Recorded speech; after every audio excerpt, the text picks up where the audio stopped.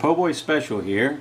What have we got in store for you today? Well, you've seen back to the AK-47 Draco style. You've seen all the stuff we're accessorizing, but guess what? We're going to take an in-depth look at this. That's right, we're going inside this bad puppy right here to see what we've done this time. Hold on and we'll show you.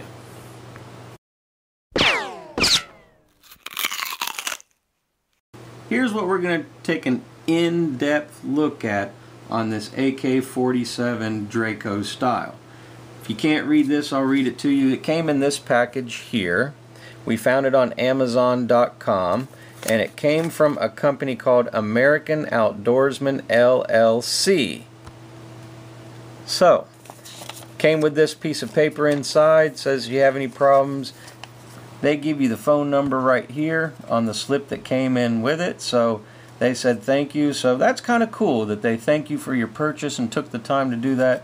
So we're taking a look at the AK-47 Valmet Galil Recoil Buffer. So we're going to be taking a look at the recoil buffer inside right here.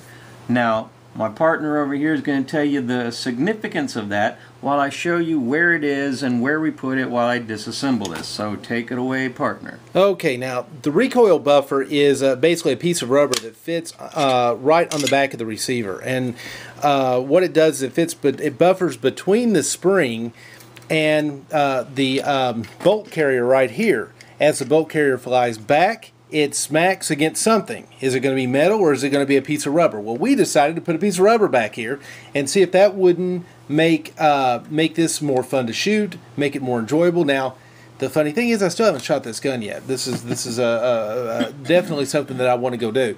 But we went ahead and installed this today. Now, we did something a little bit different today, and this was Poboy's idea. So, Poboy, I'm going to let you explain this. Alright, it didn't come with instructions on how exactly to install it. However, it was understood that somehow this spring comes apart and you slip it in the back of the spring here. If you're wondering what the heck we're talking about this piece that I've got my finger on right here. This black piece right here that I'm running over up and down around. This piece right here separates this metal piece from this metal piece. When this metal piece, when you pull the trigger and it goes bang, this metal piece travels back and is normally runs into this metal piece. Tell you what, let me show them. Let me, if you hold on. All right. Well, there we go. Let me get this. And pull the trigger, boom, and this comes all the way back. And this right here where my thumb is hits this metal piece. But this recoil buffer now prevents it from hitting metal on metal.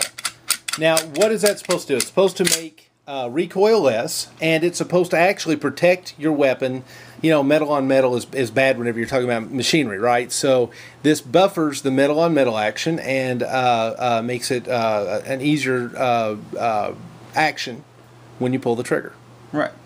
Now the way we fit this on here, we don't really recommend it, but we're going to try and later on see if it really works and holds up. We took this buffer recoil pad, and I'm going to go ahead and I was watching the Haas USMC. You guys have probably seen his videos out there as well. Big fan of his. He's a good guy, and he really does know his stuff. But I was listening to him as he was talking about the recoil buffer and putting his on, and how much trouble it was. And I started thinking, well, man, maybe if we found a better way to put these things on there, it would actually help out quite a bit. And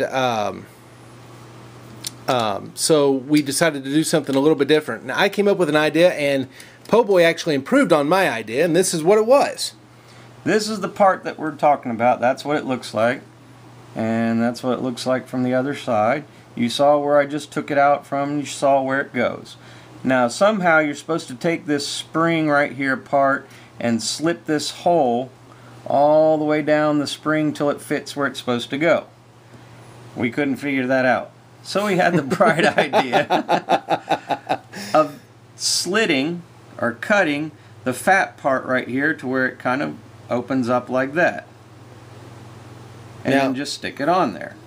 Now, one of the things that I've heard two theories behind this piece. One is that it will actually work, and it buffers your weapon, and it makes it an easier firing experience. Second thing I've heard is that it is a waste of time and money, and that it does nothing except negatively affect the performance of your weapon system. We're going to go find out. We're going to do it with and without it, and now that we have this easy method to get it on and off of there, and trust me, this is a lot easier than any method I've seen so far. And we'll show you how easy it is. We've got it off right here. All right. Grab the spring and pull it back. Well, not the whole dang thing. Grab the spring, pull it back, open it up, stick it on there. I've got it backwards, don't I? I don't know, do you? It's a flat piece going forward? The flat piece is going forward. There you go. Is that how it's supposed to go? I don't think so. Nope. Okay, let's flip that around then. Got it backwards. See, you guys learn with us on this show. We'll do that on the outtakes. Bleepers and bloopers. There we go. Now we're cooking.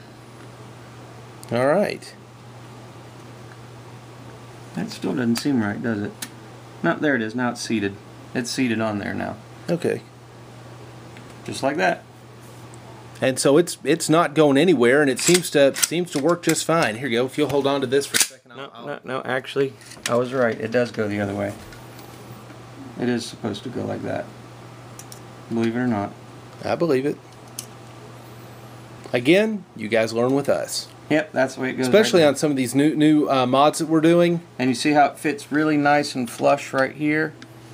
And the reason that I figured out that this is the right way, because you saw the hole back here, and when this comes back, see that little tab right there? Mm-hmm. That tab actually goes into that hole that's right there. Okay. So when that comes back, it fits flush. Okay. Yeah, and it fits flush and it goes into that hole. So that's how it's supposed to fit. That's what it's supposed to look like when you put it on correctly. So there you go. All right, and we'll shoot it, let you know what we find out. And we'll put this cover back on, and we just wanted to show you that, and that's another accessory you might be interested in. And if it really does what it says and reduces recoil and protects metal on metal action bumping up, hey, we'll find out. Yeah, for $10 plus a couple bucks shipping, that's not bad at all. Yeah, because you saw it here on the Poboyspecial channel.